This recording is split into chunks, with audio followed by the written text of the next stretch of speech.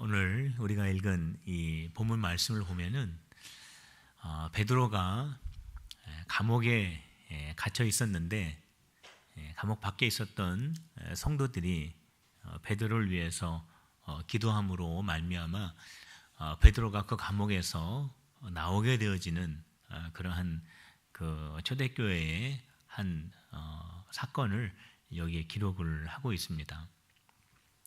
이 베드로가 감옥에 들어간 이 사건을 보게 되면은 기독교는 고난의 종교다라고 하는 것을 여기서 다시 한번 발견하게 됩니다. 기독교는 역사적으로 보면은 굉장히 많은 사람들로부터 핍박을 받고 박해를 받게 됩니다. 많은 이유들이 있지만 그 대표적인 이유를 하나 우리가 든다면은 예수님 때문입니다. 우리 예수님께서 하신 말씀 때문에 기독교는 많은 핍박을 받고 박해를 받게 됩니다. 그 당시 이스라엘에서 유대인들을 향하여 우리 예수님께서 뭐라고 말씀하셨냐면 내가 곧 하나님이다 이런 말씀을 하시게 됩니다. 유대인들의 마음속에는 하나님은 유일하신 그분밖에 없었습니다. 그런데 그러한 믿음과 그러한 신앙을 가지고 있는 그 유대인을 향하여서 나를 본 사람은 하나님을 본 자다. 하나님과 나는 하나이다. 이러한 말씀을 하시니까 유대인들이 예수님을 향하여 신성모독죄라고 하는 그런 말을 하면서 예수님의 가르침, 예수님의 선포하시는 메시지, 또 예수님에 대하여 거부하고 받아들이지를 않고 뿐만 아니라 예수님을 믿는 그리스도인들을 모두 다 거부하는 그러한 이유가 여기에 있었던 것입니다. 우리가 이것을 좀 더 영적인 차원에서 우리가 생각해 볼 필요도 있습니다. 그것은 우리 예수님께서 이 땅에 오신 이유가 무엇인가 우리는 너무나 잘 알고 있습니다. 예수님께서 이 땅에 오심으로 말미암아 죄 가운데 빠져 있었던 우리를 죄에서 구원하여 주시고 하나님의 자녀가 되게 하시기 위한 예수 그리스도의 놀라운 그러한 계획과 사역이 있으셨습니다. 우리 예수님께서 이러한 사역을 가지시고 이 땅에 오셔서 하신 세 가지의 사역이 있습니다. 그 사역은 선포하시고 하나님의 나라를 선포하시고 가르치시고 하나님의 복음을 가르치시고 치료하시고 모든 병든 자들을 고치시는 이 3대 사역을 하셨습니다.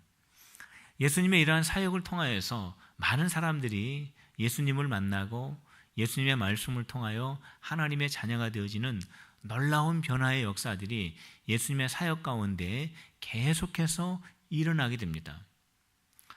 자, 이러한 귀한 사역이 일어나고 있을 때에 이러한 것들을 가장 싫어하는 그러한 세력이 있습니다. 그 세력이 바로 사탄의 권세입니다.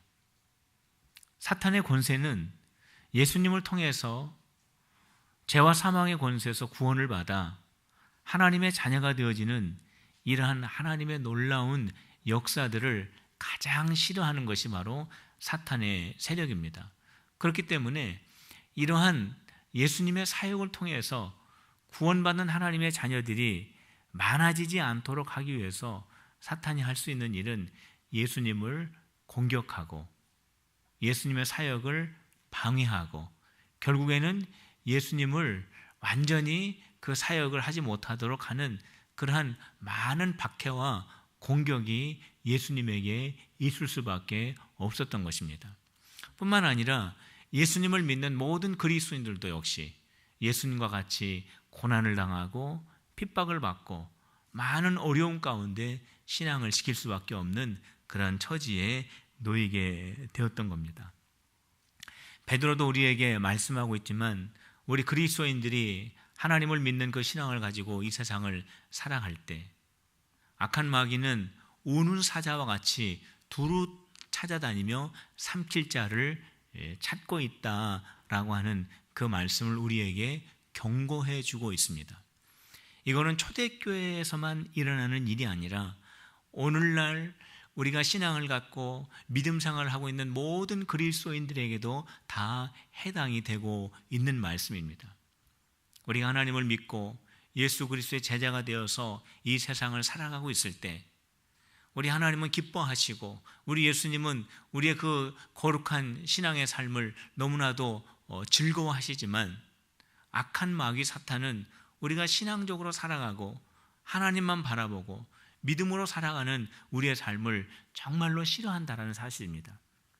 그렇기 때문에 오늘 우리가 살아가는 우리 현대 사회에도 역시 기독교를 향한 많은 핍박과 박해가 있습니다.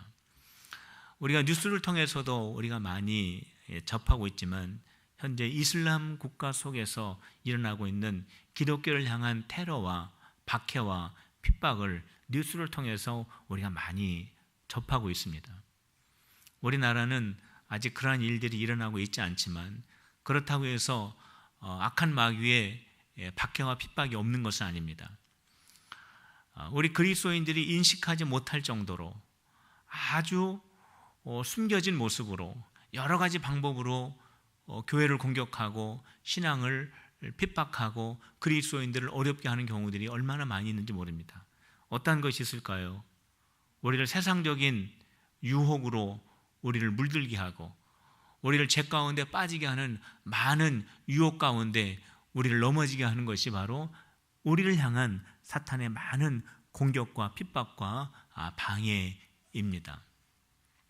저와 여러분들이 일하는 많은 핍박 속에서 많은 사탄의 공격 속에서 살아가고 있는데 우리가 기독교의 역사를 보면 예수님의 그 사역과 또 예수 그리스도를 따르는 그리스도인들의 그 신앙과 고난은 늘 같이 동행을 하였는데 그것을 바라보면서 우리가 핍박을 받고 유혹을 받고 어려움 가운데 있을 때 우리가 꼭 하나 생각해야 될 신앙적 원리가 있습니다. 자, 그것은 뭐냐면 기독교의 신앙과 고난은 동반이 되었습니다. 왜 고난이 동반이 되었는가? 신앙 때문입니다. 그 신앙은 어떠한 신앙입니까?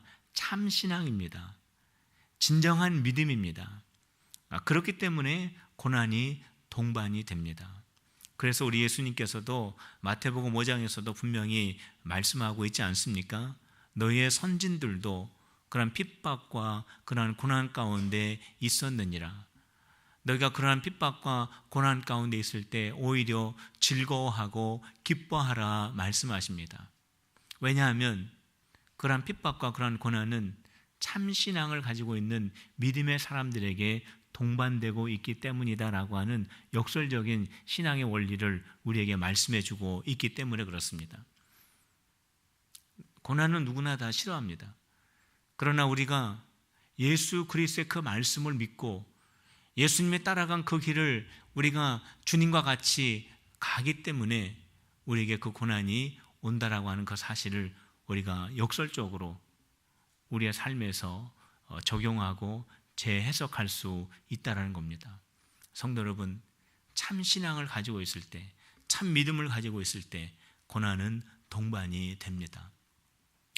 오늘 이 말씀을 통해서 우리가 또 한 가지 발견하게 되는 것은 기독교의 공동체는 기도의 공동체라고 하는 것을 우리가 오늘 베드로의 사건을 통해서 발견을 하게 됩니다.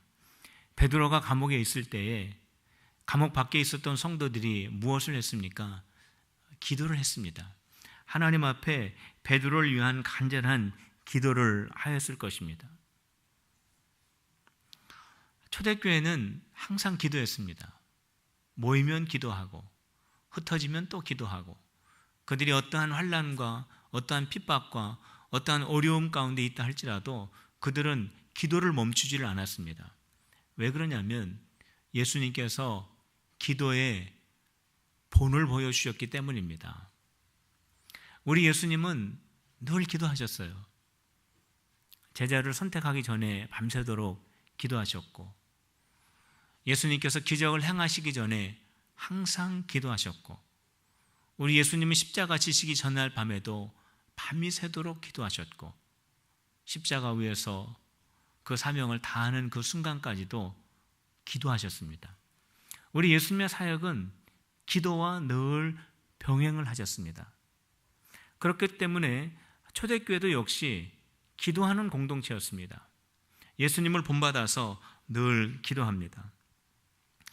이러한 기도가 있었을 때 초대교회는 놀라운 역사들을 경험하게 되는데, 오늘 우리가 본 이 베드로의 사건 속에서 우리가 발견하게 되는 그 놀라운 기적이 무엇이냐면, 베드로가 감옥에서 나오게 되는 그러한 사건입니다.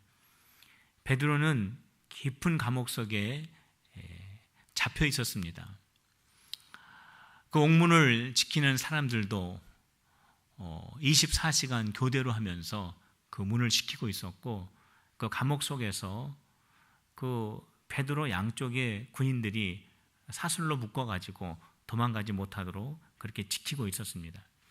베드로의 손과 발목에 쇠 사슬로 꽁꽁 묶여 있었습니다.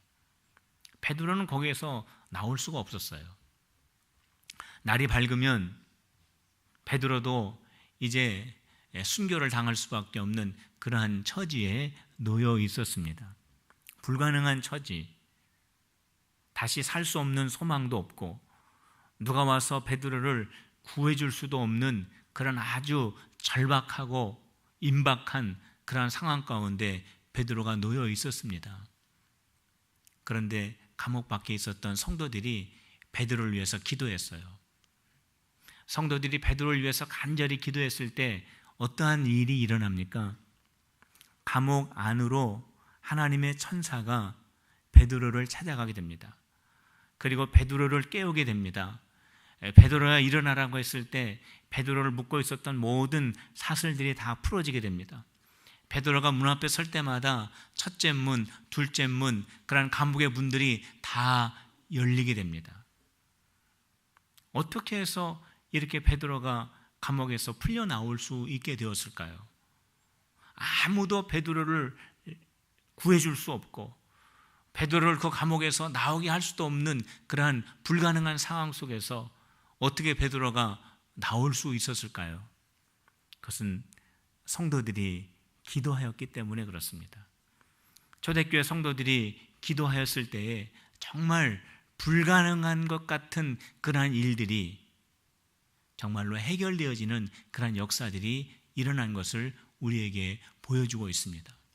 성도 여러분, 왜 사도행전 이 말씀 속에서 성도들이 기도하였을 때에 불가능하게 보였던 베드로가 감옥에서 풀려 나왔다라고 하는 이 기록을 여기에 기록을 하고 있을까요? 초대교회는 이러한 놀라운 기적과 같은 일들이 있었다라고 하는 것을 소개하기 위해서만 기록된 것일까요? 그것이 아닙니다. 저와 여러분들이 초대교회 성도와 같이 기도한다면 초대교회에 일어났던 기도의 역사와 기적들이 동일하게 일어난다고 하는 것을 저와 여러분들에게 가르쳐 주기 위한 목적이 여기에 있는 것입니다. 성도 여러분, 기도하면 역사가 일어납니다. 기도하면 하나님의 능력이 나타나게 됩니다. 기도하면 우리가 도저히 해결할 수 없는 그런 모든 환경과 문제와 여건들이 풀려나는 역사가 일어나게 됩니다. 이것이 바로 기도의 능력입니다. 그런데 중요한 것은 기도하면 이러한 능력과 역사들이 일어난다라고 하는 것을 아는 것보다 더 중요한 것이 있습니다.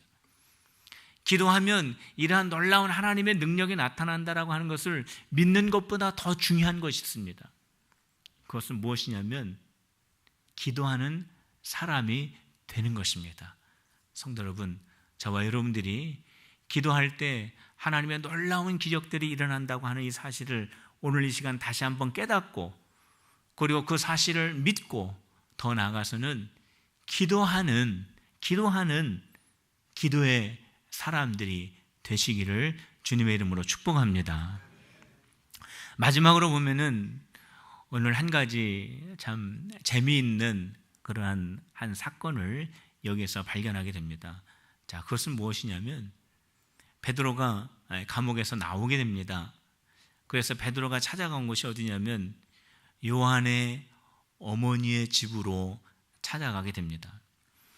베드로가 그 집을 찾아갔더니 역시 아니나 다를까 교회의 성도들이 다 모여서 간절히 하나님 앞에 기도하는 그 소리가 들려오게 됩니다. 그들이 무엇을 위해서 기도했을까요? 베드로를 위해서 기도했을 것입니다. 예루살렘 교회, 예수님이 승천하신 이후에 제자들로 구성되어진 그 초대교회, 그리고 그 초대교회에서 가장 중심이 되었던 그 예루살렘 교회의 수장이 베드로입니다. 그 베드로가 감옥에 갇혀 있는데 성도들이 무엇을 위해서 기도를 했겠습니까? 베드로를 위해서 간절히 기도했을 것입니다. 그것은 두말할 나위가 없습니다. 베드로가 감옥에서 풀려나서 성도들이 모여있는 그 집의 문을 두드립니다. 그 문을 로데라고 하는 그 여자아이가 와서 열어주려고 누가 왔는지 봤더니 베드로가 있는 겁니다. 그 여자아이가 깜짝 놀랐습니다. 감옥에 있어야 할 베드로가 지금 자기 눈앞에 있는 겁니다. 로데야, 문 열어라, 내가 왔다.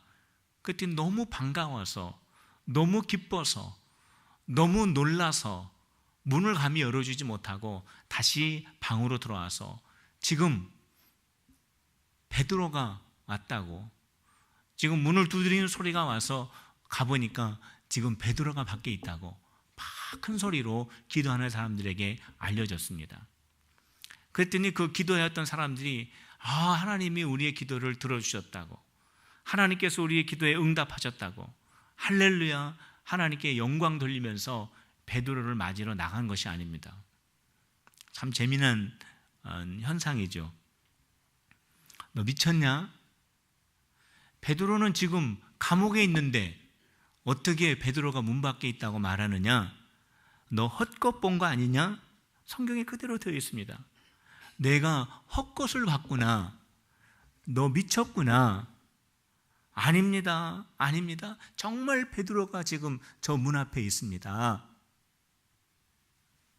아니면 베드로를 지키는 수호 천사를 네가 잘못 보았겠지 라고 그렇게 말합니다.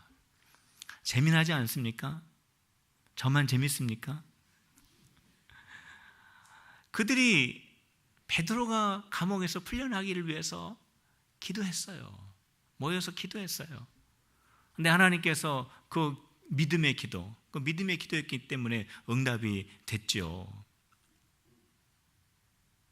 그 믿음의 기도를 보시고 하나님께서 응답해 주셨어요. 기적적으로 응답해 주셨습니다. 나올 수 없는 상황인데 나오게 되었어요. 베드로는 그 다음날 순교당할 처지였는데 극적으로 하나님의 능력으로 말미암아, 성도들이 기도함으로 말미암아 지금 베드로가 문 앞에 왔다라는 겁니다. 그런데 어떻게 됐습니까? 기도는 했는데 믿지를 못하는 거예요. 자, 이것은 어떠한 양상이냐면은 믿음을 가지고 기도를 했으나 하나님께서 주시는 그 응답을 감당할 만한 믿음이 준비가 안 된 것을 보게 됩니다. 성도 여러분, 우리 성경에서는 우리가 기도할 때 이미 받은 줄로 믿고 기도하라고 말씀하고 있습니다. 근데 중요한 것이 여기 있어요. 그것은 뭐냐면 우리가 받은 줄로 믿고 기도하여야 하지만 한 가지 더 중요한 것은 뭐냐면 우리 하나님께서 우리에게 응답하여 주셨을 때, 하나님께서 우리에게 축복하여 주셨을 때, 하나님께서 우리에게 놀라운 은혜를 주셨을 때 그 은혜와 응답과 축복을 감당할 만한 믿음도 있어야 한다는 사실입니다. 그들이 그렇게 믿고 기도했는데 정작 하나님께서 놀라운 은혜와 응답을 주셨는데 그 사실을 받아들이는데 시간이 좀 걸렸어요. 성도 여러분, 내가 하나님 앞에 믿음을 가지고 간절하게 기도하고 있는 것들이 있으시죠? 그렇다면 하나님께서 응답하여 주셨을 때, 이것이 응답이구나, 이것이 하나님께서 나에게 주신 은혜이구나, 이것이 하나님께서 나에게 준 축복이구나 라고 하는 것을 놓치지 않는 그러한 믿음을 얻기 위해서 함께 기도하는 우리 필그림의 성도들이 되시기를 축복합니다. 우리 교회가 개척한 이후에 간절히 기도했던 것 중에 하나가 교회 건축 아닙니까? 우리가 250번의 기도의 공동 제목을 가지고 우리가 모일적마다 기도를 했습니다. 우리가 기도하면서 헌신했습니다. 우리가 기도하면서 하나님 앞에 있는 거 없는 거 다 바쳐서 주님 앞에 모든 걸 맡겨드렸을 때 우리 하나님께서 이 미장동에 정말로 아름다운 교회를 주님께서 세워주셨는데, 이것은 하나님의 응답입니다. 이것은 하나님의 축복입니다. 이것은 하나님의 은혜입니다. 근데 중요한 것은 뭐냐면 이 하나님의 놀라운 은혜와 이 하나님의 놀라운 축복과 이 하나님의 놀라운 그 은총을 우리가 잘 감당할 수 있는 믿음이 준비되어야 합니다. 성도 여러분, 그 믿음을 우리가 준비하는 필그림의 성도들이 되시기를 주님의 이름으로 축복합니다. 우리가 교회당 건축을 위해서 기도했던 그 믿음이 변화하여 그 기도에 응답하여 주신 그 하나님의 축복을 감당할 수 있는 또 다른 믿음이 있어야 합니다. 그 믿음을 갖기 위하여 준비해서 주님께서 우리에게 허락하여 주시는 놀라운 응답과 축복과 은혜를 넉넉하게 감당할 줄 아는 우리 필그림의 모든 성도들이 다 되시기를 주님의 이름으로 축원합니다. 오늘 이 시간